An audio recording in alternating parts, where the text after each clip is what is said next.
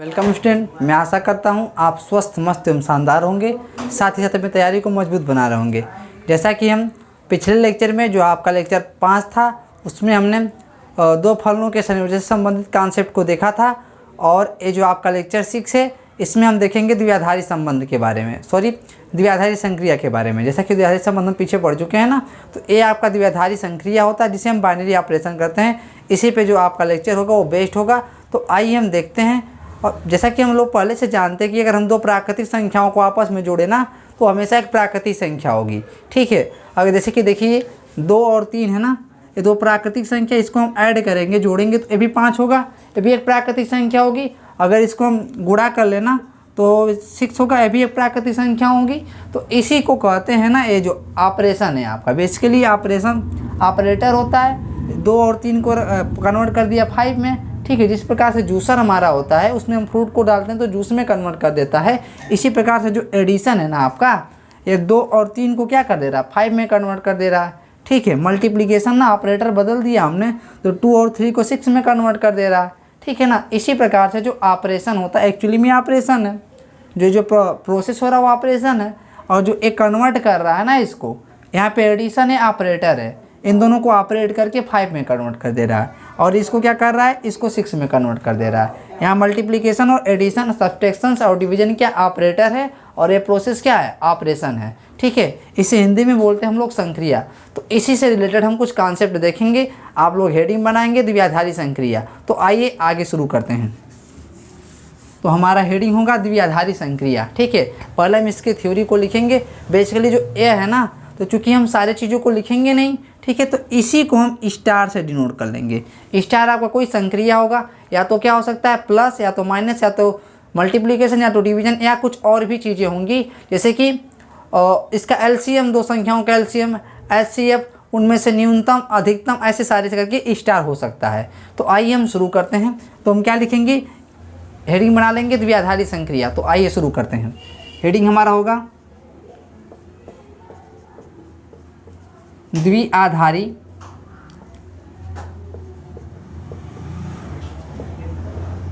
संक्रिया।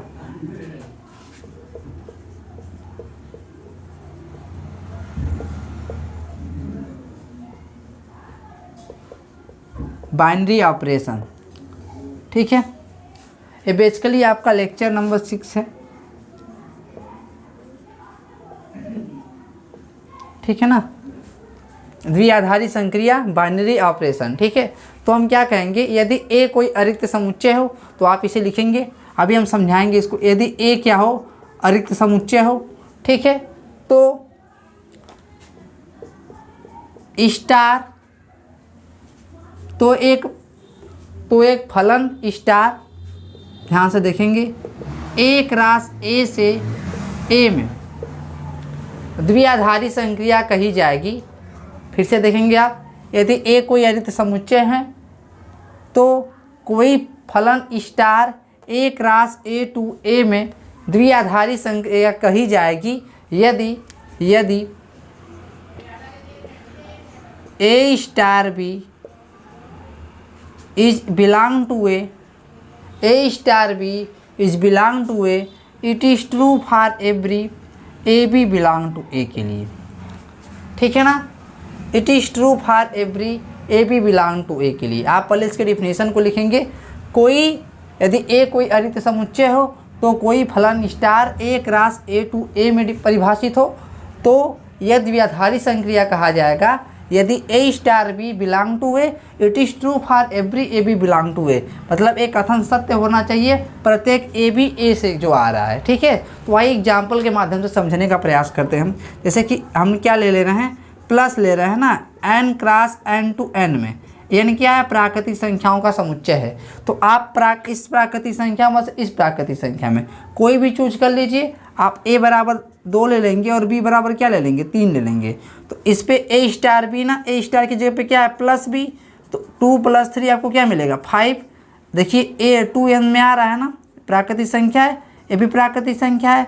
तो a b a + b, a star b है ना आपका, ए स्टार बी है ना आपका, a + b, ठीक है ना। तो ए क्या आपका आ गया, n में आ गया। आप कोई भी दो प्राकृतिक संख्या चूज करेंगे, उसको जोड़ेंगे ना तो हमेशा प्राकृतिक संख्या ही मिल पा रही है। ठीक है, तो इसको क्या हम ऐसे लिख सकते हैं, for every A B belong to N के लिए a plus b belong to N, तो अतः ए प्लस क्या हो जाएगा, ए प्लस जो आपका धन होगा, धनात्मक ना, तो जोड़ का चिन्ह है वो क्या हो जाएगा, एडिशन क्या हो जाएगा, एडिशन आपका हो जाएगा बाइनरी ऑपरेशन। क्यों, क्योंकि आप देख पा रहे हैं आपको ऐसी दो प्राकृतिक संख्या कभी भी नहीं मिलेगी जिसको आप जोड़ दें कि वो प्राकृतिक संख्या नहीं हो। ऐसा आपको एग्जाम्पल मिलेगा तो आप ए नहीं होगा, लेकिन ऐसा एग्जाम्पल आपको मिल ही नहीं सकता है। तो आप देख सकते हैं क्योंकि प्राकृतिक संख्या में क्या होती हैं, प्राकृतिक संख्या में हमारी 1 2 3 4 एंड सो ऑन बहुत सारी संख्या होती है। इसमें से कोई संख्या आप उठा के उसको ऐड करोगे, जोड़ोगे तो हमेशा इसी में से मिलेगा आपको। ठीक है ना, तो ए आपका तो यहाँ नीचे लिखेंगे, अतः plus n cross n to n में क्या है, द्विआधारी संक्रिया है।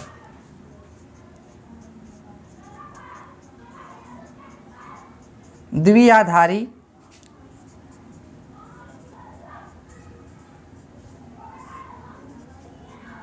संक्रिया है। ठीक है, मैं आशा करता हूँ इसे आप समझ गए होंगे। ऐसे ही देखेंगे क्या, अब हम घटाना ले लेते हैं, सब्ट्रैक्शन ले लेते हैं, इसे आप नोट कर लेंगे वीडियो को पॉज करके। मैं आशा करता हूँ इसे आप वीडियो को पॉज करके नोट कर लिए होंगे। आइए आगे बढ़ते हैं, कुछ चीज़ें और देखने का हम प्रयास करते हैं। तो इसको हम मिटाते हैं, तो क्या हम देखेंगे अभी,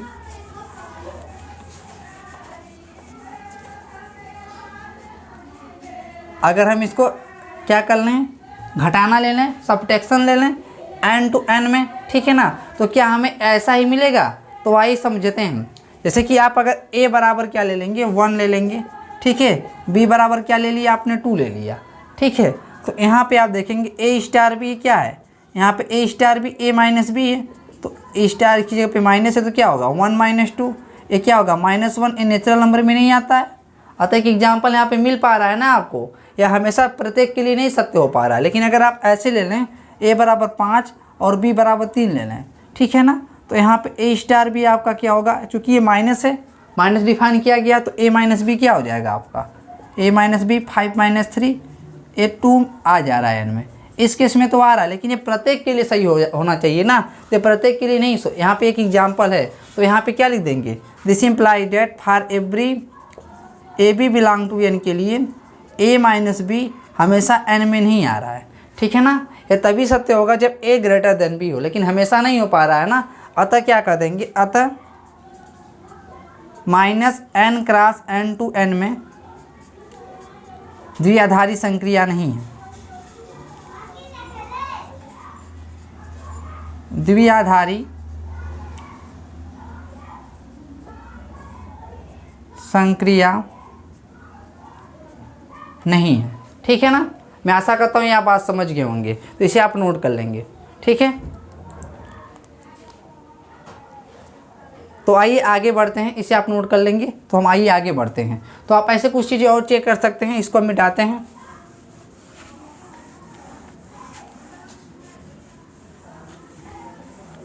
तो आइए कुछ और चीज़ें देख लेते हैं हम।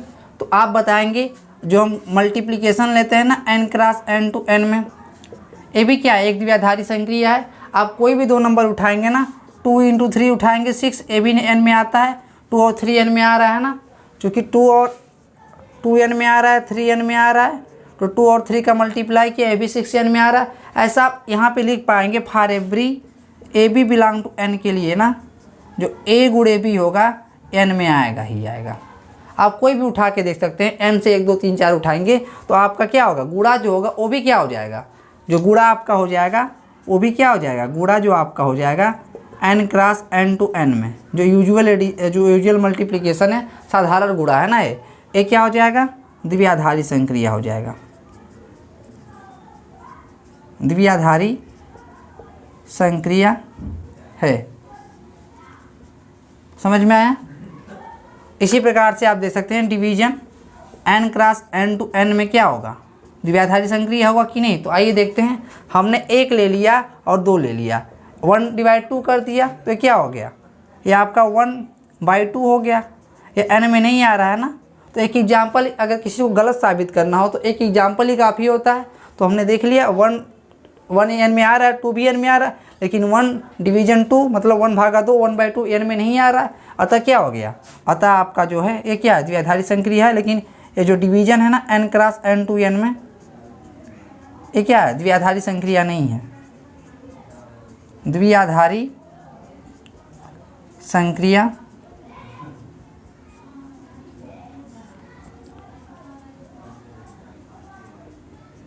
नहीं है। ठीक है, तो आप इसे नोट कर लेंगे। मैं आशा करता हूँ ये आप समझ गए होंगे, इसे आप अच्छे से नोट कर लेंगे, वीडियो को पॉज करके नोट कर लीजिएगा। ठीक है, तो हम आइए आगे बढ़ते हैं। इसी प्रकार से आप n लिया था ना हमने, एडिशन को आप इंटीजर पे ले देख सकते हैं, जेड पे, डब्लू पे लेके देख सकते हैं, ठीक है ना, और आप रेशनल नंबर क्यू पे लेके देख सकते हैं, परिमेय संख्या पे, रियल नंबर पे देख सकते हैं। तो आप देखेंगे ना यहाँ पे इस केस में आपका जो एडिशन होगा, ठीक है, इरेशनल नंबर को छोड़ करके, अपरिमेय संख्या को छोड़ के सब में क्या हो जाएगा, द्विआधारी संक्रिया हो जाएगा। ठीक है, और आपका जो सब्सट्रैक्शन हो जाएगा वो किसमें, इसमें तो नहीं आ रहा था नेचुरल नंबर में, लेकिन इंटीजर के केस में आपका पूर्णांकों के समुच्चय में वो द्विआधारी संक्रिया बन जाएगा। क्योंकि आप देखेंगे जो दो पूर्णांकों को हटाएंगे तो हमेशा आपको एक पूर्णांक ही मिलेगा। ठीक है ना, अब मैं आशा करता हूँ इसे आप समझ गए होंगे। तो आइए आगे बढ़ते हैं, इस पर कुछ हम इसकी प्रॉपर्टी के बारे में चर्चा कर लेते हैं। ठीक है, तो आइए समझते हैं। तो इसको हम मिटाते हैं। ठीक है, कुछ गुणधर्म हम देखेंगे, इसी पे आपका जो नेक्स्ट एक्सरसाइज है उसी पे डिपेंडेड है। ठीक है, तो आइए समझते हैं और सॉल्व करते हैं चीज़ों को। तो कुछ गुणधर्म, ठीक है, पहला है, देखो पहला आपका क्रम विनिमय नियम। ठीक है, क्या है क्रम विनिमय नियम, पहला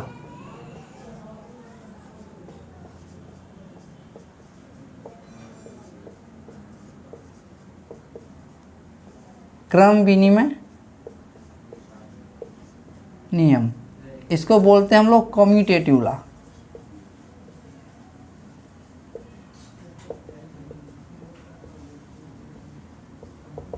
कम्यूटेटिव लॉ, ठीक है, कोई द्विआधारी संक्रिया, इसमें हम लिखेंगे अभी, कोई द्विआधारी संक्रिया स्टार A क्रॉस A में क्रम विनिमय नियम का पालन करता है। इसे आप नोट करेंगे, कोई लिखेंगे हेडिंग क्रम विनिमय नियम को लिखेंगे, कोई द्विआधारी संक्रिया स्टार A क्रॉस A में क्रम विनिमय नियम का पालन करता है यदि A star B is equal to B star A। ठीक है, यदि A star B is equal to B star A। ठीक है ना, इसे आप देखेंगे, भी बता रहे हूँ। एग्जाम्पल आप लिख लेंगे, एग्जाम्पल में अगर स्टार को हमने ना, स्टार को मान लिया प्लस है, ठीक है, इसको n cross n to n में डिफाइन कर दिया हमने। ठीक है, A स्टार B की वैल्यू आपको दे दिया गया A प्लस B। ठीक है ना, तो आप क्या देखेंगे, आप चेक करेंगे क्या B स्टार A, मतलब आप देखेंगे दो लिखेंगे ना, एक एग्जाम्पल आपको बता रहा हूँ मैं, 2 + 3 क्या हो जाएगा 5, और 3 + 2 क्या हो जाएगा 5। ठीक है ना, आप जानते हैं कि A प्लस B बराबर B प्लस A होता है, तो ये आपको समझाने के लिए हमने बताया है। तो A स्टार B बराबर आप जानते हैं एक कि A प्लस B हो जाता है। तो आप जानते हैं कि 2 + 3 बराबर 3 + 2 होता है, नेचुरल नंबर पे आप होता है ऐसा। ठीक है ना, तो इसको हम ऐसे भी लिख सकते हैं B प्लस A, और एक इसके बराबर हो गया B स्टार A के। तो यहाँ पे आप देख सकते हैं हमने एक एग्जाम्पल आपको लिया है ताकि ये समझ में आए। तो ये A स्टार B बराबर B स्टार A नहीं हो गया, तो क्या हो गया, क्रम विनिमय नियम का पालन कर रहा है। इसे आप एग्जाम्पल में नोट कर सकते हैं। ठीक है, और भी कुछ चीज़ें आप देख सकते हैं, एक एग्जाम्पल और नोट कर लेंगे आप।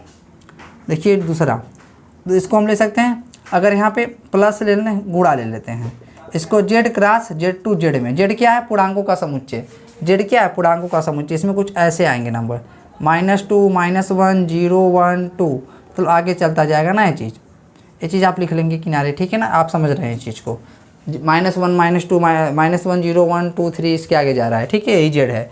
तो इसमें एक क्या, जो आपका A स्टार B क्या हो गया आपका A गुणे B।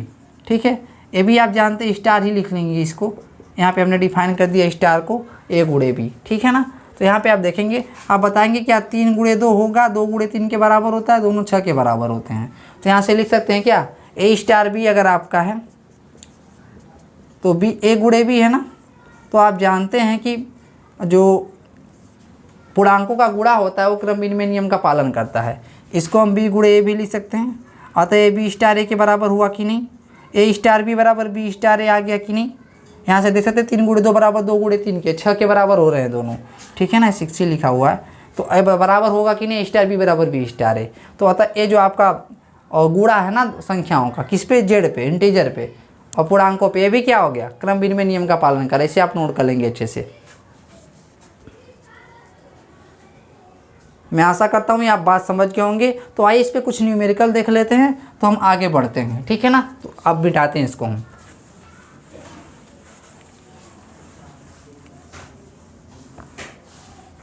देखिए एक एनसीईआरटी का न्यूमेरिकल है, इसमें आपसे बोल रहा है, ठीक है, इसमें आपसे बोल रहा है दिखाइए कि, इसमें आपसे कह रहा है दिखाइए कि ए स्टार बी, ठीक है, स्टार को इसने डिफाइन कर लिया है Q2 Q cross Q2 Q में। Q क्या है आपका, परिमेय संख्या है। ए star b is equal to दे दिया गया है a square plus B square, ठीक है ना। दिखाइए कि क्रम विनिमय नियम का पालन करता है। प्रश्न हमारा क्या है, स्टार को Q क्रॉस Q2 Q में डिफाइन कर लिया है।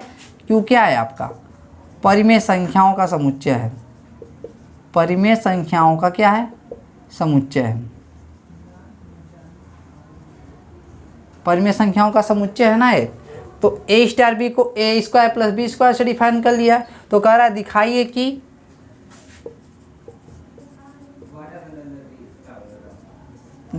कि स्टार क्रम विनिमय नियम का पालन करता है, क्रम विनिमय नियम का पालन करता है।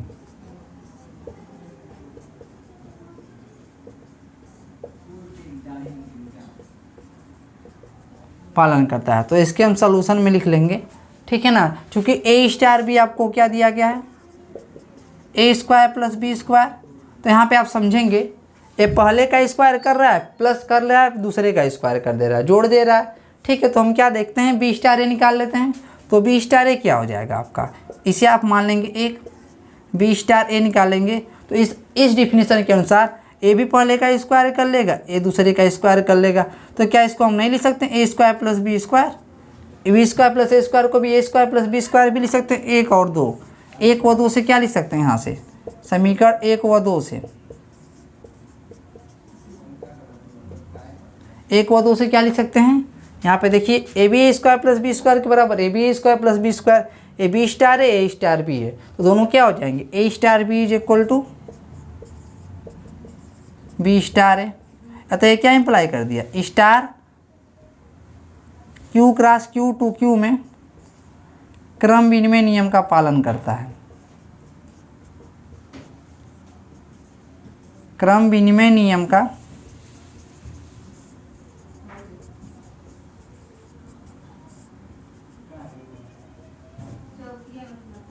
पालन करता है, ठीक है। इसे आप नोट कर लेंगे, वीडियो को पॉज करेंगे, इसे आप नोट कर लेंगे, ठीक है। मैं आशा करता हूँ इसे आप समझ गए होंगे, ठीक है। इसे आप वीडियो को पॉज करके नोट लिख कर लेंगे। अब आइए देखते हैं कुछ एग्जाम्पल आगे से, ठीक है। तो और एक और भी दिया गया है आपका, ठीक है, एक सवाल और भी इसी में है।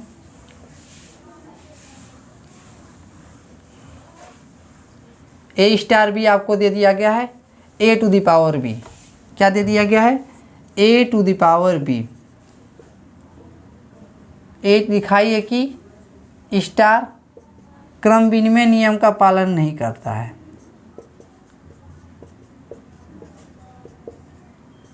क्रम विनिमय नियम का पालन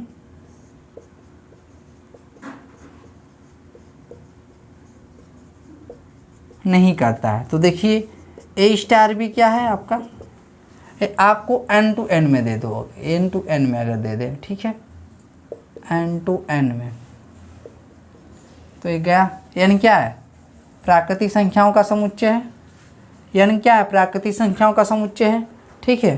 तो ए स्टार भी क्या है, ए star b a to the power b दिया गया है आपको, ठीक है। और बी स्टार ए क्या हो जाएगा, यहाँ पे आप देख रहे हैं जो पहला वाला है ना उसके पावर दूसरे वाले को लगा दिया गया है। कहने का मतलब अगर एक 1 स्टार 2 लेना तो 1 के पावर 2 मतलब 1 आ जाएगा, 2 स्टार 4 लेना तो 2 के पावर 4 आ जाएगा, तो 16 आ जाएगा। कुछ ऐसा दिया गया है, ठीक है ना। पहले वाले पे दूसरे वाले पे पावर लगा दे रहा है, ठीक है। अगर 3 स्टार 2 लेना तो 3 टू द पावर 2 आ जाएगा, ये क्या हो जाएगा 9। ये आप समझने के पर्पज़ से था, तो हम क्या निकालेंगे बी स्टार ए, ठीक है ना। तो यहाँ से आप देख सकते हैं तो 2 स्टार 1 निकालेंगे आप, 2 स्टार 1 निकालेंगे, 2 द पावर 1 2 हो जाएगा। तो आप देख रहे हैं 1 star 2 not equal to 2 star 1। यहाँ भी देख सकते हैं 4 स्टार 2 निकाल लेंगे अगर हम, तो क्या हो जाएगा 4 के पावर 2 है, क्या हो जाएगा 16। यहाँ तो हो जा रहा है, लेकिन यहाँ पे देखेंगे 2 स्टार 3 है तो 3 स्टार 2 निकालेंगे, तो यहाँ पे देखेंगे 3 के स्क्वायर हो जाएगा तो 9 हो जा रहा है। देख रहे हैं इस केस में तो हो जा रहा है, लेकिन इस केस में नहीं हो पा रहा है, ठीक है। तो यहाँ पे देख सकते हैं हमेशा के लिए नहीं ट्रू होगा ना, तो हमेशा के लिए ट्रू होना चाहिए, तो हम मिटाते हैं, आपके समझने के पर्पज़ से था, ठीक है। तो यहाँ पे क्या होगा बी स्टार है, इससे हम 1 मान लेंगे, और बी स्टार है क्या हो जाएगा आपका, पहले पे बी दूसरे के पावर लगा देगा, बी टू द पावर इसे हम 2 मानेंगे।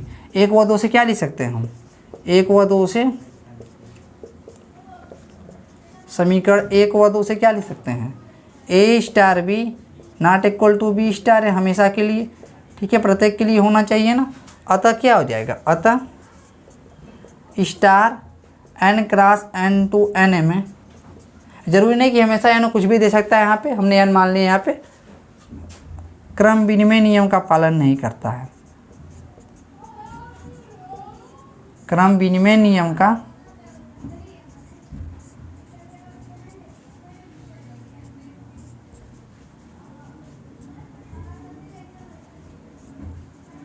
पालन नहीं करता। आप नोट कर लेंगे इसको, ठीक है। वीडियो को पॉज करेंगे और नोट कर लेंगे। मैं आशा करता हूँ इसे आप समझ गए होंगे। तो आइए इसको मिटाते हैं और आगे बढ़ते हैं नेक्स्ट प्रॉपर्टी पे। दूसरा नंबर प्रॉपर्टी आपका है सहचर्य नियम।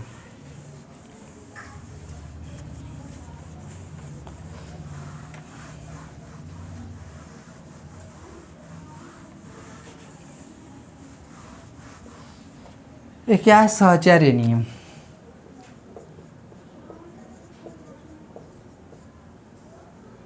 दूसरा नंबर प्रॉपर्टी आपका है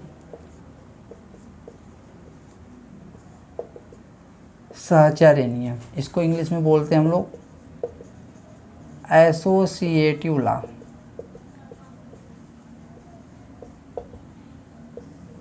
ठीक है, अब इसमें क्या लिखेंगे, यदि कोई द्विआधारी संक्रिया स्टार एक रास ए टू ए में परिभाषित हो, ठीक है ना, यदि कोई द्विआधारी संक्रिया स्टार एक रास ए टू ए में परिभाषित हो तो ए सहचर्य नियम का पालन करती है यदि ए स्टार बी स्टार सी, इसको भी ऐसे बना लेंगे ए स्टार बी स्टार सी, ठीक है। क्या करेंगे, लास्ट 2 को लिख लेंगे और फर्स्ट 2 को ले लेंगे, ठीक है ना। और इट इज़ ट्रू, ये हमेशा ट्रू होना चाहिए for every A b c belong to A के लिए। जैसा कि हमने भी पीछे लिखा था क्रम विनिमय नियम का, ध्यान देंगे क्रम विनिमय नियम में हम क्या लिखे थे, ए स्टार बी बराबर बी स्टार है for every A B belong to N A के लिए, ठीक है ना। वहाँ भी लिखे थे हम ये चीज़, a star b equal to b star है, एक क्रम विनिमय नियम का पालन करेगा यदि a star b equal to b star, it is true for every A B belong to A के लिए, मतलब ए और बी के प्रत्येक अवयव के लिए सत्य होना चाहिए, ठीक है। इसी प्रकार से यहाँ पे a star b star c is equal to A star b star c, it is true for every A b c belong to A के लिए। समझ में आया। अब आइए कुछ एग्जाम्पल देखते हैं तो उस पर हमारा ये चीज़ क्लियर हो जाएगा, ठीक है। तो आइए समझते हैं चीज़ों को। तो आप देखेंगे यहाँ पे आप लिखेंगे एग्जाम्पल में अगर हम स्टार को n cross n to n में डिफाइन कर लेना, ठीक है, तो सबसे पहले हमें बहुत सारा चीज़ आवश्यकता पड़ेगा निकालने के लिए। स्टार को बोल दे रहा है ए स्टार बी कैसे डिफाइन है, ए स्टार बी बराबर ए प्लस बी से, ठीक है। तो इसे आप अच्छे से जानते हैं। तो अब देखेंगे ए स्टार बी स्टार सी निकालने के लिए हम क्या निकालेंगे, ए स्टार बी स्टार सी निकाल लेंगे पहले, ठीक है। तो आइए समझते हैं। तो चूँकि ए स्टार लगा दीजिए, ए स्टार बी क्या लिख रहा है, दोनों को ऐड कर दे रहा है, तो आइए समझते हैं इसको। तो ए बी स्टार सी क्या करेगा, बी प्लस सी हो जाएगा। अगेन इसको एक चीज़ मान लेंगे हम, तो ये क्या होगा, इसको भी ऐड कर लेगा, ए प्लस बी प्लस सी। ये स्टार गायब होगा तो इसके बीच में एडिशन का चिन्ह लग जाएगा। यहाँ पे देखेंगे आप, स्टार गायब हो रहा है तो इनके बीच में प्लस का चिन्ह लगा के जा रहा है। इसी प्रकार से यहाँ से बी स्टार सी गायब होगा, यहाँ से तो बी प्लस सी लगा देगा। ठीक है, इनके बीच का स्टार गायब होगा तो इनके बीच प्लस का चिन्ह लगा देगा। ऐसा आ गया। तो आप ये जानते हैं ना कि जो प्राकृतिक संख्याएं होती हैं, जैसे कि देखिए 1 + 2 ऐसे लिख देना, प्लस प्लस लगा देंगे आप। तो ये चीज़ ना 2 + 3 1 + 2 के फॉलो करती हैं, ये सहचर्य नियम का पालन करती हैं। ठीक है ना, ये आप देखेंगे, इसको सॉल्व करेंगे तो ये क्या 5 और 6 हो जाएगा, इसको भी सॉल्व करेंगे 6 हो जाएगा। क्या इसके बराबर ऐसा लिख सकते हैं? तो इसको हम ऐसे भी लिख सकते हैं, a + b + c। ए क्या है? अब प्लस को गायब करेंगे तो ये स्टार आ जाएगा इसके बीच। ठीक है, कोष्टक में है।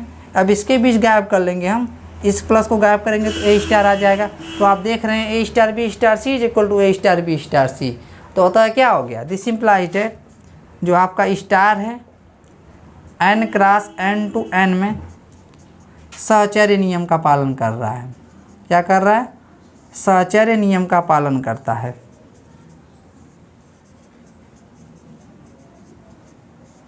पालन करता है, आप नोट कर लेंगे अब। ठीक है, इसे आप अच्छे से नोट करेंगे। मैं आशा करता हूँ इसे आप नोट कर लेंगे अच्छे से वीडियो को पॉज करके। तो आइए हम आगे बढ़ते हैं। आप वीडियो को पॉज करेंगे, इसे आप नोट कर लेंगे। ठीक है, तो आइए आगे बढ़ते हैं। तो हम मिटाते हैं इस चीज़ को और भी कुछ प्रश्न सॉल्व करते हैं। कुछ क्वेश्चन लेते हैं हम लोग। ठीक है, सहचर्य नियम पे बेस्ड ही। तो देखिए आपसे क्या बोल रहा है, एक एनसीईआरटी का ही सवाल ले लेते हैं। तो ये हमारे पास एक सवाल है, इसे आप नोट करेंगे। ठीक है, एक सवाल हमारे दिया गया है, स्टार को डिफाइन किया है। ठीक है, Q × Q 2Q में Q परिमेय संख्याओं का समुच्चय है। A * B को डिफाइन किया इसने। ठीक है, A * B को डिफाइन किया है टू द पावर AB। ठीक है, तो बताइए क्या सहचर्य नियम का पालन करता है कि नहीं। तो हम क्या करेंगे, चेक कर लेंगे। अब यहाँ से देखेंगे A * B * C, अगर A अगर बराबर हो जाए A * B * C के, तब तो सहचर्य नियम का पालन करेगा। यहाँ A * B * गायब कर रहा है तो 2 के पावर दोनों का गुणा करके लगा दे रहा है। ठीक है, तो आइए समझते हैं हम। तो ऐसा हमें निकालना है ना, तो पहले हम क्या निकाल लेते हैं, B * C। तो यहाँ पे आप देख रहे हैं A * B ना इसको गायब कर रहा है, कब? जब यहाँ 2 लिख दे रहा है और इसके पावर AB लगा दे रहा है। तो हम भी क्या करेंगे, यहाँ 2 लिख देंगे और इसके पावर BC लगा लेंगे। ठीक है, तो इसी प्रकार से अब हम क्या निकालेंगे, A * B * C। अब A * B * C निकालेंगे अगर हम। ठीक है, तो यहाँ पे क्या होगा, यहाँ पे आप देखेंगे यहाँ 2 लगा लेंगे हम। ठीक है, और इन दोनों का गुणा कर लेंगे हम। क्या करेंगे, इन दोनों का गुणा कर लेंगे, A × B * C। ठीक है ना, A × B * C निकाल लेंगे, हो गया। अब यहाँ इसके 2 A के पावर क्या होगा, B * C की वैल्यू क्या है, 2 के पावर BC। 2 के पावर BC आ गया। यहाँ से देखिए तो ये आपका कुछ ऐसा आ गया। ठीक है ना, A × 2 के पावर BC, इसे समीकरण नंबर 1 मान लेंगे। तो आइए यहाँ से देखते हैं, इधर हम देख लेते हैं। अब A * B * C निकाल लेते हैं, A * B * C निकाल लेते हैं। तो यहाँ पे आप देख रहे हैं A * B * गायब हो रहा है तो 2 के पावर AB लगा के जा रहा है। तो ये भी क्या, A * B गायब होगा 2 के पावर AB। ठीक है ना, * C। अब क्या होगा यहाँ पे, अब यहाँ पे आप देख रहे हैं, ध्यान से देखेंगे, स्टार गायब हो रहा है, 2 लिख रहे हैं और इन दोनों का गुणा कर ले रहे हैं। ठीक है ना, अब यहाँ पे क्या होगा, इसको हम यहाँ 2 लिखेंगे, अब इन दोनों का आपस में गुणा कर लेंगे पावर में, to the power AB × C। समझ में आया? 1 और 2 से आप देख सकते हैं, यहाँ देख रहे हैं A 2 के पावर A × 2 के पावर BC है, यहाँ पे देख रहे हैं 2 × 2 के पावर AB × C है। ठीक है ना, तो 1 व 2 से आप देख सकते हैं, समीकरण 1 व 2 से A * B * C इक्वल नहीं हो रहा है A * B * C के। ठीक है ना, अतः आपका क्या जो हो जाएगा, अतः स्टार जो आपका है Q cross Q to Q में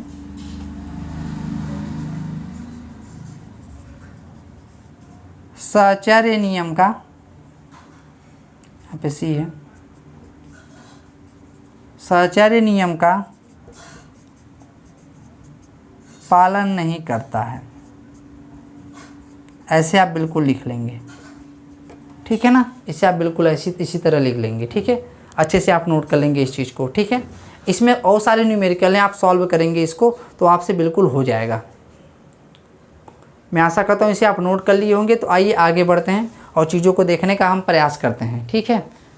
तो हम मिटाते हैं इसको, तो कि इस प्रकार से आपके पास बहुत सारे सवाल हैं, क्योंकि हम सारा सवाल सॉल्व नहीं करवा सकते यहाँ पे, क्योंकि हमारे पास टाइम ज़्यादा हो जाएगा यहाँ पे, ठीक है। तो इसको मिटाते हैं तो और आगे बढ़ते हैं और चीज़ों को समझने का हम प्रयास करते हैं।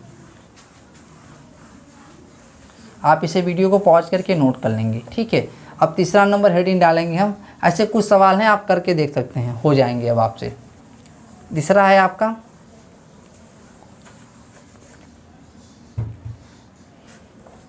तत्समक अवयव। क्या है तत्समक अवयव?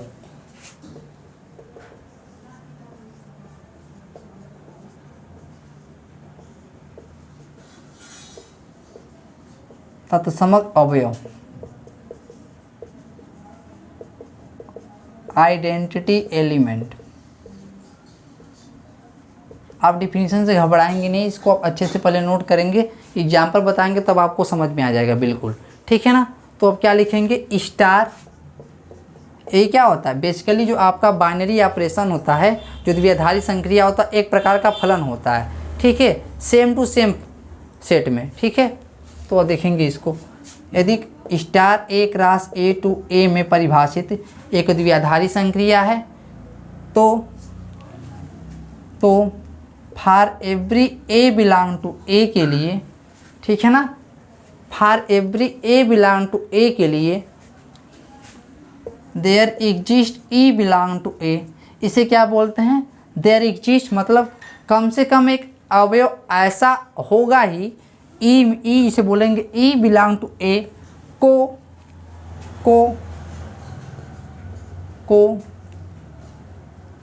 स्टार का, द्विआधारी संक्रिया स्टार का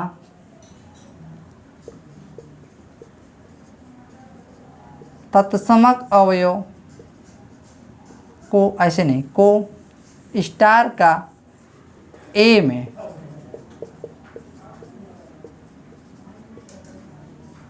तत्समक अवयव, अब इसको बता रहे हैं, कहते हैं यदि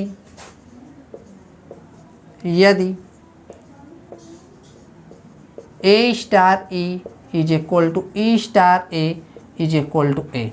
यहाँ पे आप देख रहे हैं, मतलब एक ऐसा अवयव ना कि इसमें ए में मिल जाए आपको, कि इसको इस पे ऑपरेट करने पे स्टार से उस पर कोई फर्क ना पड़े। देख रहे हैं ए स्टार ई ऑपरेट हो रहा है तो ए आ रहा है, या तो लेफ्ट से ऑपरेट करो या राइट से, मतलब लेफ्ट साइड से आप या तो ऑपरेट करें, बाएं से आप ऑपरेट करें या दाएं से ऑपरेट करें, तो यही होगा आपका, ठीक है ना। और ये क्या होगा, अद्वितीय होगा, यूनिक होगा, ठीक है। आइए एग्जाम्पल के माध्यम से देखते हैं हम। एग्जाम्पल अगर हम क्या ले लेते हैं, ध्यान से देखेंगे, अगर हम ले लेते हैं स्टार को ना एन में लिखेंगे तो मिलेगा नहीं, डब्लू को रास डब्लू टू डब्लू में, और ए स्टार भी आपका क्या है, ए स्टार भी आपका है ए प्लस बी, ठीक है ना, ए प्लस बी।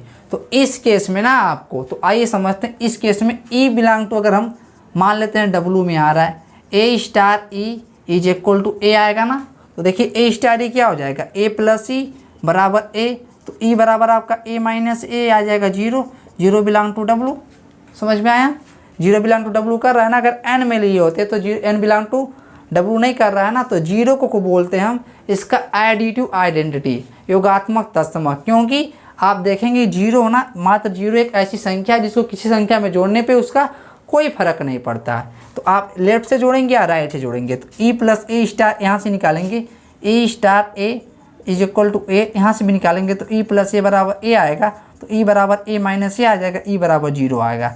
यहाँ भी ए भी डब्लू में आ रहा है, यहाँ भी डब्लू में आ रहा है। समझ में आया, इसको ऐसे ही बेसिकली हम सॉल्व करेंगे, ठीक है। तो मतलब इसका जो तत्समक अवयव होता है ना किसी बाइनरी ऑपरेशन में, उस सेट में, ठीक है, जिस पे वो डिफाइन होता है, जिस भी समुच्चय में वो परिभाषित होता है, तो एक ऐसा अवयव होता है जिसमें उसको उस दिए गए द्विआधारी संक्रिया से संक्रिया करवाने पर, ऑपरेट करवाने पे उस पर कोई फर्क नहीं पड़ता। जैसे कि आप देखेंगे अगर 2 इसमें ले रहे हैं ना डब्लू में, तो 2 में हम 0 को जोड़ेंगे, या तो लेफ्ट में जोड़ें तो या राइट में जोड़ें, ठीक है ना, या तो लेफ्ट में जोड़ें या तो राइट, हमेशा 2 ही मिलेगा, ठीक है ना। 5 में जोड़ें 0 को, 0 में 5 को जोड़ें तो यही बात मिलेगा आपको, 5 ही मिलेगा, ठीक है ना। तो तत्समक का मतलब ही यही होता है, उस दिए गए संक्रिया पे, उसको करने पे जिस संख्या से कर रहे हैं वही संख्या आपका आ जाता है। तो 0 को हम क्या बोलते हैं, एडिटिव आइडेंटिटी, इसको बोलते हैं तत्समक अवयव। ये सभी के लिए ना, एडिशन में सभी के लिए यूनिक होता है, अद्वितीय होता है। जैसे कि 2 का आपसे पूछा जाए, 2 का तत्समक अवयव क्या होगा तो 2, 3 का तत्समक अवयव क्या होगा तो 2 का तत्समक अवयव क्या होगा 0, 3 का भी तत्समक अवयव क्या होगा 0, 4 का भी क्या होगा 0, 5 का भी क्या होगा 0। तो यहाँ से आप नोट करके लिख सकते हैं, 0 को हम क्या कहते हैं, तत्समक अवयव कहते हैं, क्योंकि इसे किसी संख्या में जोड़ने पे कोई फर्क नहीं पड़ता है, संख्या वो जस की तस बनी रहती है। तो यहाँ पे आप नोट करके लिख लेंगे, तो यहाँ पे आप नोट करेंगे, इसको वीडियो को पॉज करके नोट कर लेंगे, ठीक है। मैं आशा करता हूँ इसे आप नोट कर लिए होंगे। तो आइए कुछ चीज़ें आगे समझने का हम प्रयास करते हैं, ताकि इसको मिटाते हैं, ठीक है। तो इसे मिटाते हैं और कुछ चीज़ें और देखने का हम प्रयास करते हैं। तो यहाँ पे नोट कर लेंगे, आप एक बात नोट करके लिखेंगे, 0 को योगात्मक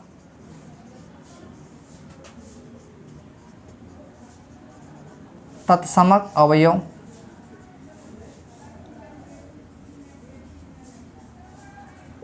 कहते हैं ना। ई यही है आपका, ठीक है ना, ई यही है 0, ठीक है ना।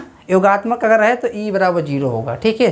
तो आइए हम आगे बढ़ते हैं। अगर हम मल्टीप्लिकेशन के केस में देखें तो इसको मिटाते हैं हम, इसको आप नोट कर लेंगे अच्छे से, वीडियो को पॉज करेंगे, नोट कर लेंगे। आइए आगे बढ़ते हैं। तो आइए देखते हैं हम आगे की चीज़ों को। तो यहाँ पे आप देख सकते हैं, हाँ, तो यहाँ पे आप देखेंगे, ठीक है। तो यहाँ पे हम लिखते हैं कुछ चीज़। अगर आपको ए ना स्टार डिफाइन कर दिया गया n cross n to n में, ठीक है, और ए स्टार भी आपको डिफाइन कर दिया a गुणे b, तो इस केस में आइडेंटिटी एलिमेंट तत्समक अवयव क्या हो जाएगा। तो आइए समझते हैं, क्योंकि डिफिनीशन कहता है ई हम मान लेंगे इसमें, ठीक है ना, ए में आना चाहिए, there exist e belong to A आना चाहिए, ठीक है। तो हम मान लेते हैं अगर ए n में आ रहा हो, ई भी n में आ रहा हो, तो ए स्टार ई आपका होगा ई स्टार ए, ये दोनों किसके बराबर होंगे, आपके ए के बराबर होंगे। तो आइए देखते हैं, सॉल्व करते हैं इस चीज़ को। तो ए स्टार ई बराबर अगर ए ले लेते हैं आप, तो अभी देखते हैं, आप देखेंगे, जानते हैं कि अगर किसी संख्या को ना 1 में गुणा करें तो वही संख्या आ जाएगी, यही प्रॉपर्टी है यहाँ पे। तो 1 को क्या बोलते हैं हम लोग, जैसे कि 0 को बोलते थे हम, 0 को किसी संख्या में जोड़ दें तो क्या हो जाता था, वो कोई फर्क नहीं पड़ता था, वही संख्या तो लेफ्ट में जोड़ें या तो राइट में। इसी प्रकार के जब हम देखेंगे गुणा में ना, अगर देखिए गुणा हमने परिभाषित किया है, जो आपका यूजुअल मल्टीप्लिकेशन होता है, जो आप साधारण गुणा करते हैं, अगर उसमें अगर हम किसी संख्या को गुणा करें किसी संख्या में, वही संख्या कब आएगी, जब उसको हम 1 से गुणा करें। तो 1 को हम बोल देते हैं गुणात्मक तत्समक। तो आइए समझते हैं इसको हम सॉल्व करेंगे तो ही आने वाला है। ए स्टार ई की वैल्यू क्या है, ए स्टार भी बराबर ए को बी में गुणा कर दे रहा है, तो हम भी क्या करेंगे, ए का ई में गुणा कर लेंगे। तो चूंकि आप देख रहे हैं ए एन से आ रहा है, तो एन में क्या होगा, एन में आपका 1 2 3 जैसे एलिमेंट होते हैं, इसमें क्या 0 आएगा, नहीं आएगा। तो ई के बराबर ए बटे ए हो जाएगा, इसकी वैल्यू 1 होगी, ये एन में आ रहा है। आप देख रहे हैं, हमने लिखा था ना, there exist e belong to A, यही है, ई बराबर 1 एलिमेंट आ रहा है इसमें, ठीक है ना, समझ में आया। तो आता है क्या होगा, इधर भी सॉल्व करेंगे, आप उल्टा सॉल्व कर लें इसका, ई स्टार ए बराबर ए है ना, तो ई गुणे ए बराबर ए हो जाएगा। देखेंगे, सॉरी ए होगा ना ये, तो यहाँ पे ई की वैल्यू क्या होगी, ए बाई ए हो जाएगी। अब सॉल्व करेंगे 1, ए भी एन में आ रहा है, देख रहे हैं दोनों में बराबर आ रहा है एन, ठीक है ना, ई की वैल्यू दोनों में बराबर यूनिक हो रही है, ठीक है ना। मतलब यहाँ से क्या लिख देंगे हम, एक को क्या कहेंगे, गुणात्मक तत्समक हम बोलेंगे, ठीक है। अब एग्जाम्पल में देखेंगे, यहाँ पे आप नोट कर लेंगे इसको अच्छे से। मैं आशा करता हूँ वीडियो को पॉज करके आप नोट कर लिए होंगे। तो आइए हम समझते हैं चीज़ों को। तो आप जानते हैं कि ना, अगर 5 ले लिया आपने, 5 का 1 में गुणा करवाया, मतलब 5 गुणे 1 तो 5 ही आएगा, या आप इसका लेफ्ट में गुणा करवा दें तब भी 5 आएगा, ठीक है ना। इसी आप कोई भी संख्या ले लेना तो आप बोलेंगे इसमें 5 का गुणात्मक दशमलव क्या होगा 1, 2 का गुणात्मक दशमलव 1, 10 का गुणात्मक दशमलव 1। मतलब अगर आपको गुणात्मक दशमलव बोला जाता है तो कहने का मतलब यही होता है कि 5 में किस संख्या का गुणा किया जाए कि 5 आ जाए तो वो क्या होगा 1। 10 में किस संख्या का गुणा किया जाए कि 10 आ जाए तो वो क्या होगा 1। 8 में किस संख्या गुणा किया जाए कि 8 आ जाए तो वो संख्या क्या होगा 1। ठीक है, मैं आशा करता हूँ आप समझ गए होंगे। तो इसे आप नोट करेंगे, एक रिजल्ट हम लास्ट में लिखेंगे तो आप उसे समझेंगे। ठीक है, तो हम मिटाते हैं इसको।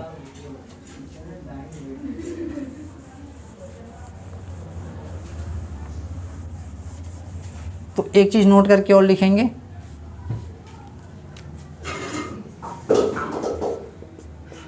ई बराबर 1, ठीक है ना, को गुणात्मक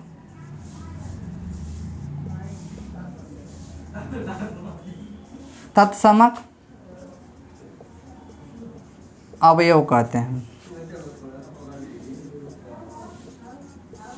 क्योंकि आप गुणा में ना किसी संख्याओं को जब गुणा करेंगे ना तो वही संख्या आएगी जब उसमें आप 1 का गुणा करेंगे।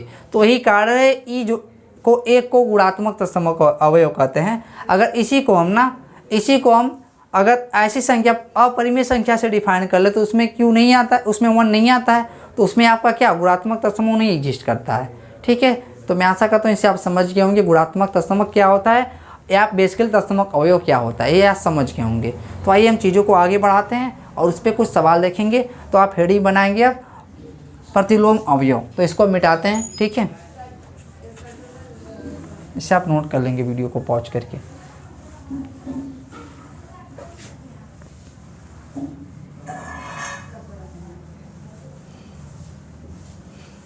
चौथा नंबर आपका है प्रतिलोम अवयव।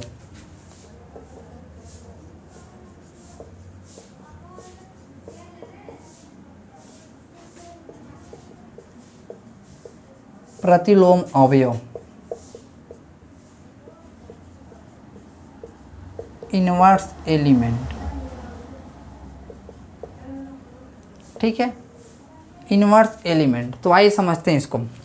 तो देखिए इसमें लिखेंगे यदि स्टार एक रास ए टू ए में कोई भी आधारी संक्रिया हो, ठीक है ना, तो अगर ए बिलोंग टू ए आ रहा हो, ठीक है, there exist b belong to A, ठीक है ना, लिखेंगे स्टार यदि एक रास ए में डिफाइन एक द्विआधारी संक्रिया हो, ए में आ रहा हो तो बी ए में आए, ठीक है ना, देयर एग्जिस्ट बी ए में आए, इस प्रकार सच डैट इस प्रकार a star b is equal to b star a is equal to e. E क्या है, जहाँ ई स्टार के रिस्पेक्ट में स्टार के सापेक्ष तत्समक अवयव है, ठीक है ना, जहाँ ई क्या है तत्समक अवयव है।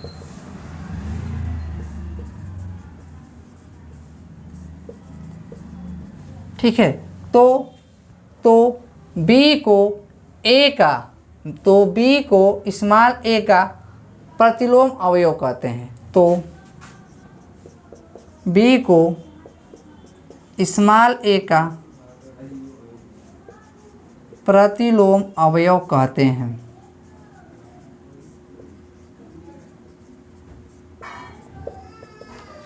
क्लियर हुआ?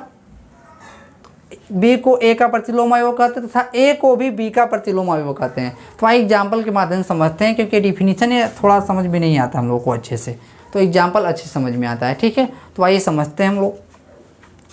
अगर हम स्टार को ना Z cross Z to Z में डिफाइन कर लेते हैं। जेड क्या है, पूर्णांकों का समुच्चय। तो हम लिख देते हैं जेड के बारे में डैश -2 -1 0 1 2 एंड सो ऑन। ठीक है, इसमें ये सारी वैल्यू आती हैं। ठीक है ना, ये आपका पूर्णांकों का समुच्चय होता है। जो ए स्टार भी आपका डिफाइन है वह ए प्लस बी से डिफाइन है। ठीक है ना, ए प्लस बी से डिफाइन है। तो हम देखेंगे इसका डिफिनीसन, ए आप ए में ले लेते हैं। ठीक है, ए हम ए में ले लेते हैं डिफिनीसन के अनुसार। ए का हमें क्या निकालना है, प्रतिलोम निकालना है। ठीक है, ए का हमें प्रतिलोम निकालना है। तो हम क्या देखते हैं, और आपका जानते हैं कि ई ना जोड़ के रिस्पेक्ट में ए प्लस बी है ना, तो ई क्या होता है, अभी पीछे हम लिखवाया तत्समक अवयव है ना ई। इस केस में ई आपका 0 होता है, क्योंकि किस संख्या में किसी संख्या को जोड़ा जाती है वही संख्या हो जाए, उसी को तो आइडेंटिटी बोलते तत्समक, क्योंकि जोड़ है तो इसलिए ई बराबर 0, गुणा होता तो क्या हो जाता 1 हो जाता हो, तो ई बराबर 0 आपका आ गया।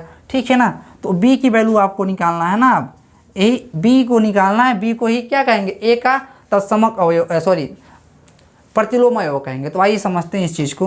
तो ए स्टार बी आपका क्या हो जाएगा ए बी स्टार ए, ठीक है, एक इसके बराबर हो जाएगा आपका ई के बराबर हो जाएगा। तो आइए समझते हैं, इसी को हम सॉल्व करते हैं अब। ठीक है, तो ए स्टार बी की वैल्यू क्या होगी डिफिनीशन के अनुसार ए प्लस बी, तो ए स्टार बी बराबर आप यहाँ से सॉल्व कर लेंगे ई आर लिख लेंगे। तो यहाँ इम्प्लाई कर रहा है क्या ए स्टार बी की वैल्यू क्या है ए प्लस बी, ई की वैल्यू क्या है इसके केस में, क्योंकि जोड़ है तो इसकी वैल्यू 0 है, तो आपको बी बराबर क्या मिल रहा है माइनस ए। तो क्या माइनस ए आएगा इंटीजर में, बिल्कुल आएगा। आप ए से कोई इंटीजर लेंगे ना, आप 1 लेंगे ए जेड में आएगा, तो इसका माइनस लेंगे वो भी जेड में आएगा। ठीक है, देख सकते हैं -1 भी जेड में आ रहा है। ठीक है ना, आप 5 लेंगे ना जेड में, ठीक है, तो -5 भी जेड में आएगा। तो इसी प्रकार से अगर ए जेड में ले रहे हैं ना तो माइनस ऑफ ए जेड में आ रहा है। ठीक है ना, प्रत्येक it is true for every A belong to Z के लिए। समझ में आया बात। इसी प्रकार से हमने लिख दिया बी बराबर -a भी जेड में आ रहा है। तो जो ए का ना अतः यहाँ से क्या निष्कर्ष निकला, यहाँ से दूसरा भी सॉल्व करके आप देख लेंगे। तो हम इसको मिटाते हैं थोड़ा, इसे आप पहले नोट कर लेंगे अच्छे से। ठीक है, आप नोट कर लेंगे इसको अच्छे से, मैं आशा करता हूँ इसे आप नोट कर लेंगे। तो आइए देखते हैं कुछ चीज़ें, इसको मिटाता हूँ। तो देखिए, तो आप अब देखेंगे इस चीज़ को, इसको मिटाते हैं पहले, तब चीज़ों को समझने का हम प्रयास करते हैं। तो इसको मिटाते हैं, थोड़ा जगह बना लेते हैं।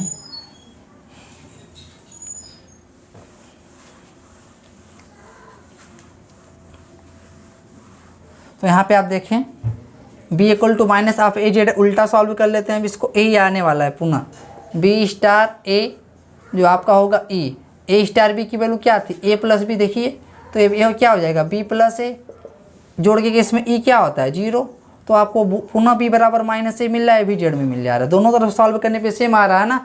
तो बी को क्या कहते हैं ए का प्रतिलोम अवयव कहेंगे। तो अतः क्या हो गया यहाँ से, अतः आपको यहाँ से देख सकते हैं, अतः ए का प्रतिलोम अवयव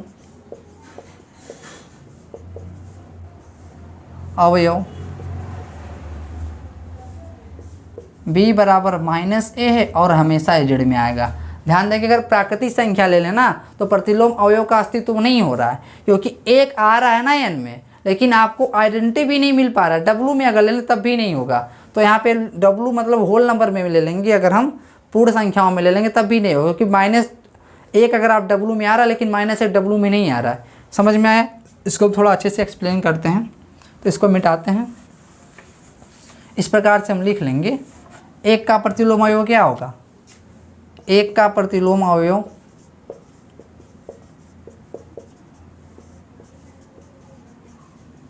देखिए वह एक किसी नंबर का ना प्रतिलोम अवयव वही होगा, ठीक है, कि उसमें अगर उस संख्या से ऑपरेट किया जाए कि उस केस में उसका आइडेंटिटी मिल जाए, आपको उसका तत्समक अवयव मिल जाए। चूँकि ये जोड़ है, ठीक है ना, तो 1 में क्या जोड़ दिया जाए कि आपको योगात्मक तत्समक मिल जाए। योगात्मक तत्समक क्या होता है 0, तो 1 में क्या जोड़ दिया जाए कि आपको 0 मिल जाए -1।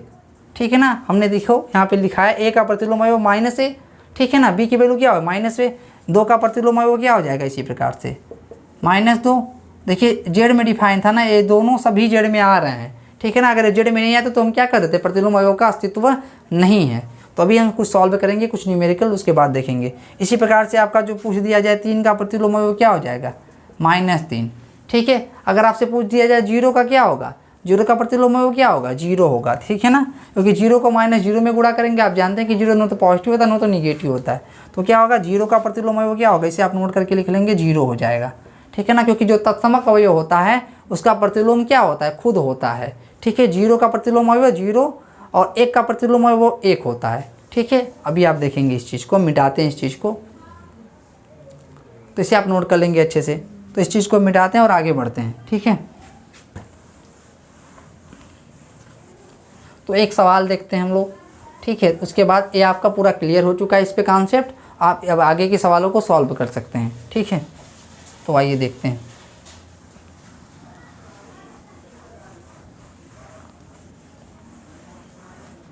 तो आइए समझते हैं इन चीज़ों को। ठीक है, एक आपसे न्यूमेरिकल है, ए की वैल्यू आपको दिया गया है 1 2 3 4 5 6।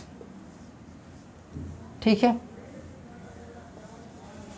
और यहाँ से स्टार को इसने डिफाइन किया है ए क्रॉस ए टू ए में, और ए स्टार बी लिख रहा है ऐसे करके, मतलब ए व बी में न्यूनतम, ए व बी में न्यूनतम। ठीक है ना, तो क्या आप बताएंगे क्या इसमें ए स्टार बी क्या एक द्विआधारी संक्रिया है, न्यूनतम है। ठीक है ना, ऐसे परिभाषित कर रहा है। तो इसका संक्रिया सारणी बनाइए, संक्रिया सारणी बनाइए, तो ये हमसे बोल रहा है। तो आइए हम समझते हैं इसका। ठीक है, संक्रिया सारणी बनाने के लिए हम सॉल्यूशन लिखते हैं। तो क्या आप देखेंगे, अगर एक लेंगे और दो लेंगे तो एक और दो में न्यूनतम क्या है, एक है, तो क्या एक इसमें आ रहा है, बिल्कुल आ रहा है। ठीक है ना, अगर आप ए की वैल्यू ना एक स्टार दो ले लेते हैं तो बताइए एक व दो में न्यूनतम क्या है, ए व बी में न्यूनतम पूछ रहा है ना, तो एक और दो में न्यूनतम क्या है, एक। 3 स्टार 4 लिख लेते हैं, इसकी वैल्यू क्या होगी, 3 और 4 में जो न्यूनतम है 3। 5 स्टार 6, अगर 5 स्टार 6 लिख दें तो 5 और 6 में न्यूनतम क्या है, 5। समझ में आया, ये आपसे पूछ रहा है। तो हम संक्रिया सारणी बनाने के लिए क्या करेंगे, स्टार है आपका जो क्या है ऐसे जो लगाता है इसको बोलता है न्यूनतम, निम्नतम जो है इसमें। तो यहाँ पे देखेंगे इस सेट ए को पूरा इधर लिख लेंगे, 1 2 3 4 5 6। ठीक है, नीचे भी वही काम करेंगे, 1 2 3 4 5 6 हम लिख लेंगे। ठीक है ना, इसको थोड़ा और अच्छे से ऊपर लिखते हैं ताकि चीज़ें समझ में भी आए। 1 2 3 4 5 6। ठीक है, इसको अब हम बना लेते हैं ऐसे करके, यही आपका संक्रिया सारणी है। ठीक है, इसको हम बनाते हैं पहले अच्छे से, ये आपका संक्रिया सारणी है। ठीक है ना, तो यही आपका संक्रिया सारणी होने वाला है।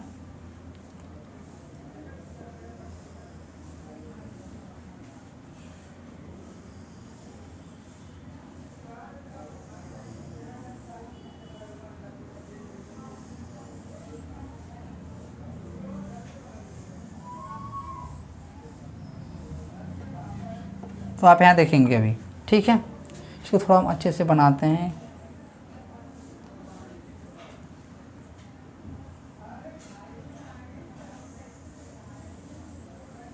ठीक है ना, अब देखिए एक एक में न्यूनतम क्या होगा, एक। एक दो में न्यूनतम क्या होगा, एक। एक 3 में न्यूनतम क्या होगा, एक। एक 4 में न्यूनतम एक। एक 5 में न्यूनतम एक। एक 6 में न्यूनतम क्या होगा, एक। ठीक है, 2 1 में न्यूनतम क्या होगा, एक। 2 2 में न्यूनतम 2। 2 3 में न्यूनतम 2। देखिए ये न्यूनतम ही बोला है ना, ए वो बी।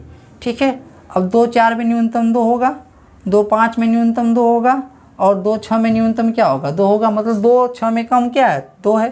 3 और 1 में कम क्या है, 1। 3 2 में कम क्या है, 2। 3 3 में कम क्या है, 3। 3 4 में कम क्या है, 3। 3 5 में कम क्या है, 3। 3 6 में कम क्या है, 3। इसी प्रकार से देख सकते हैं 4 1 में कम क्या है, 1। 4 2 में कम क्या है, 2। 4 3 में कम क्या है, 3। 4 4 में कम क्या है, 4। 4 5 में कम क्या है, 4। और 4 6 में कम क्या है, 4। ठीक है, इसी प्रकार से देखेंगे 5 1 में कम क्या है, 1। 5 2 में कम क्या है, 2। 5 3 में कम क्या है, 3। 5 4 में कम क्या है, 4। 5 5 में कम क्या है, 5। 5 6 में कम क्या है, 5। ठीक है, इसी आप बना लेंगे अच्छे से। अब लास्ट बचा है ना हमारा 6 1 में कम क्या है, 1। 6 2 में कम क्या है, 2। 6 3 में कम क्या है, 3। 6 4 में कम क्या है, 4। 6 5 में कम क्या है, 5। आप देख रहे हैं यहाँ पे 5 है। और 6 6 में कम क्या है, ये आपका 6 है। यहाँ पे क्या है आपका 6। इसे आप लिखेंगे नीचे 6, यहाँ पे 6 लिखा हुआ है। ठीक है ना, यहाँ पे 6 लिखा हुआ है, यहाँ आप लिख लेंगे 6। ठीक है, तो आप ऐसे ही नोट कर लेंगे, यही आपका संक्रिया सारणी रहा। ठीक है, अगर आप यहाँ से पूछ दे आपको अधिकतम, तो इसी प्रकार से हम अधिकतम सॉल्व कर लेंगे, उसकी संक्रिया सारणी को बना लेंगे, ठीक है ना। अगर हम इसमें आपसे पूछे ना, इसमें आपसे पूछे इसका तत्समक अवयव क्या होगा, ठीक है, तो हम क्या कहेंगे, तो हम कहेंगे देखेंगे ना एक को किस में ऑपरेट करने पे कि एक आ जा रहा है, ये सभी के लिए होना चाह रहा है। तो देखेंगे आप एक को किस में ऑपरेट करने पे एक आ रहा है तो बहुत सारा मिल रहा है, दो को किस में ऑपरेट करने पे आपका दो हो जा रहा है, ठीक है। ऐसे देखेंगे आप 1 2 3 4 5 6 कहाँ पे लाइन से आया हुआ है, तो यहाँ पे आप देख रहे हैं 1 2 3 4 5 6, ठीक है ना। तो यहाँ से आप देख लेंगे 1 को 6 से ऑपरेट कर रहे हैं तो भी 1 आ जा रहा है, 2 को 6 से ऑपरेट कर रहे हैं तो 2 आ जा रहा है, 3 को 6 से ऑपरेट कर रहे हैं 3 आ जा रहा है, 4 को 6 से ऑपरेट कर रहे हैं 4 आ जा रहा है, 5 को 6 से ऑपरेट कर रहे हैं तो 5 आ जा रहा है, 6 को 6 से ऑपरेट कर रहे हैं तो 6 आ जा रहा है, ठीक है। तो इस केस में जो तत्समक अवयव आपका हो जाएगा वह 6 हो जाएगा। समझ में आया। अगर इसको हमें इन्वर्स देखना हो तो क्या करेंगे, किससे ऑपरेट करने पे आपका 6 आ जा रहा है, ठीक है ना। तो यहाँ पे आप देख सकते हैं अगर आ रहा है ऐसा तो एग्जिस्ट करेगा, नहीं तो नहीं एग्जिस्ट करेगा, ठीक है ना। तो ऐसा कहीं भी नहीं हो रहा है तो इसका तो आपका इन्वर्स एग्जिस्ट नहीं करेगा, प्रतिलोम अवयव नहीं होगा, ठीक है ना। तो आप ऐसी संक्रिया सारणी को बना लेंगे और आपको कभी कभी ए स्टार भी मौसा दे सकता है, तो ए और बी का मौसा आप निकाल लेंगे, ऐसे सॉल्व कर लेंगे, इसी में से आएगा।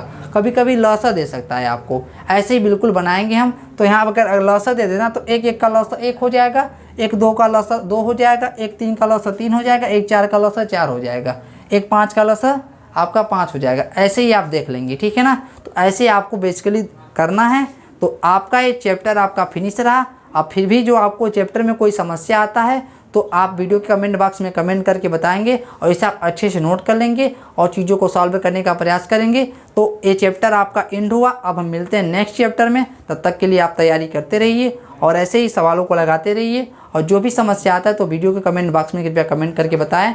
और आप अगर पिछले लेक्चर को नहीं देखें तो कृपया करके उसे देख लें, ताकि ये आपका जो फलन चैप्टर संबंध था, फलन का चैप्टर है, आप इसमें अच्छे से परफॉर्मेंस कर पाएँ। तो मिलते हैं नेक्स्ट वीडियो में, तब तक के लिए धन्यवाद। Thank you. जय हिंद।